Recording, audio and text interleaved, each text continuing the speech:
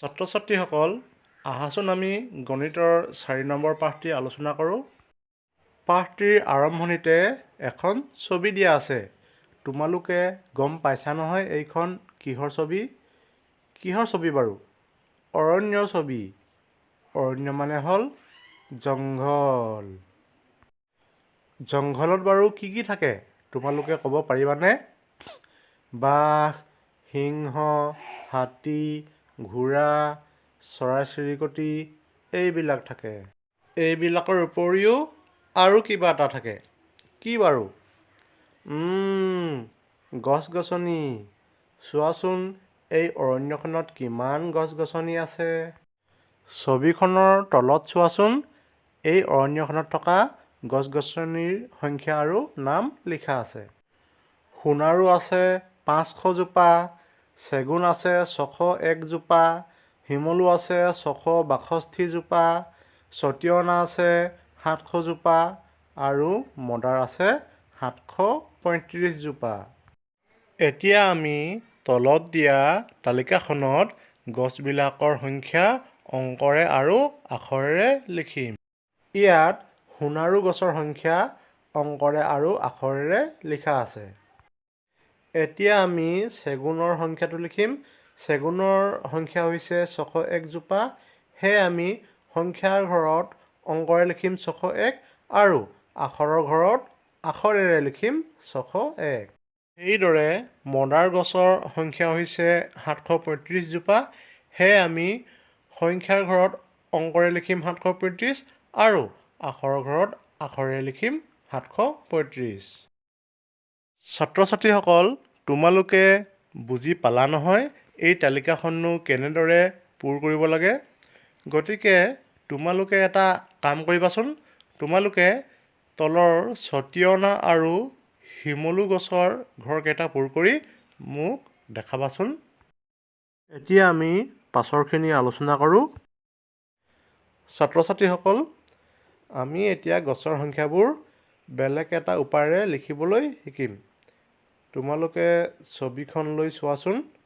ইয়াত একক, দশক আৰু শতকৰ কিছুমান গোট গঠন কৰি কেইখনমান সংখ্যা কাৰ্ড তৈয়াৰ কৰি লোৱা হৈছে আৰু ইয়াৰ জৰিয়তে গছৰ সংখ্যাবোৰ লিখিবলৈ যত্ন কৰা হৈছে। এতিয়া 500 লিখিবৰ কাৰণে আমাক 5খন শতকৰ সংখ্যা কাৰ্ড দৰকাৰ হ'ব।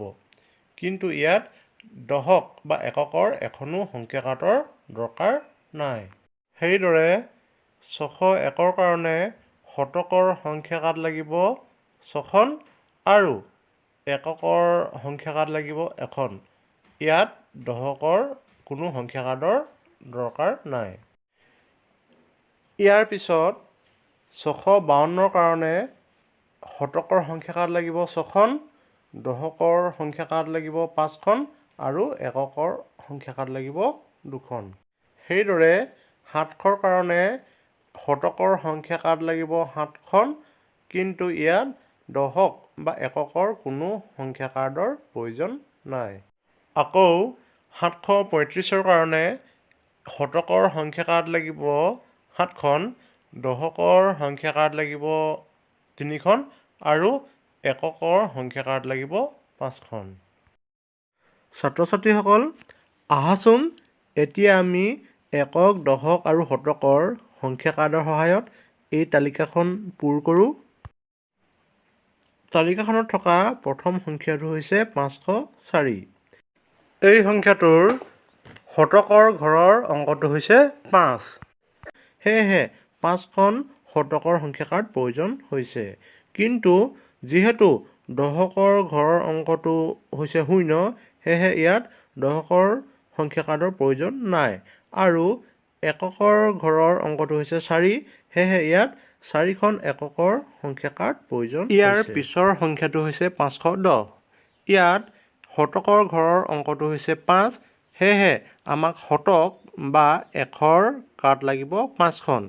1, 2, 3, 4, 5 আৰু ইয়াৰ দশকৰ অংকটো হৈছে 1, সেয়েহে ইয়াত আমাক দশক বা 10ৰ সংখ্যা কাৰ্ড লাগিব এখন।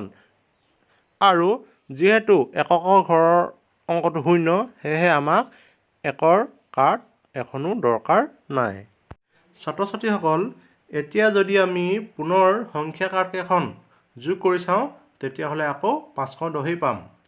ইয়াত এশৰ সংখ্যা কাৰ্ড হৈছে 5খন, 100, 200, 300, 400, 500 আৰু লগত দশকৰ সংখ্যা কাৰ্ডখন যোগ কৰিলে হ'ব 510। এতিয়া পিছৰ সংখ্যাটোলৈ আহোঁ। পিছৰ সংখ্যাটো হৈছে 555। ইয়াত শতকৰ ঘৰৰ অংকটো হৈছে 5, গতিকে আমাক শতক বা এশৰ সংখ্যা কাৰ্ড লাগিব 5খন। 1, 2, 3, 4, 5। ইয়াত যিহেতু দশকৰ ঘৰৰ অংকটো হৈছে 5, গতিকে পুনৰ আমাক 5খন দশকৰ সংখ্যা কাৰ্ড দৰকাৰ হ'ব। 1, 2, 3, 4, 5। আকৌ ইয়াত একৰ ঘৰৰ অংকটো 5, গতিকে আমাক আকৌ 5খন একৰ সংখ্যা কাৰ্ড লাগিব। 1, 2, 3, 4, 5। এতিয়া আমি যদি পুনৰ এই সংখ্যা কাৰ্ডকেইখন যোগ কৰি চাওঁ, তেতিয়াহ'লে আকৌ আগৰ যিটো সংখ্যা লৈছিলোঁ 555, সেইটোৱেই পাম। ছাত্ৰ ছাত্ৰীসকল, তোমালোকে বাৰু ইয়ালৈকে বুজিলানে? তোমালোকে এই তালিকাখনত থকা কেইটামান সংখ্যাৰ সংখ্যা কাৰ্ড এনেদৰেই বনাই চাবাচোন আৰু মোক দেখাবা দেই। আজিলৈ পাঠটি ইমানতে সামৰিছোঁ। পাছৰখিনি আমি পুনৰ পিছত আলোচনা কৰিম।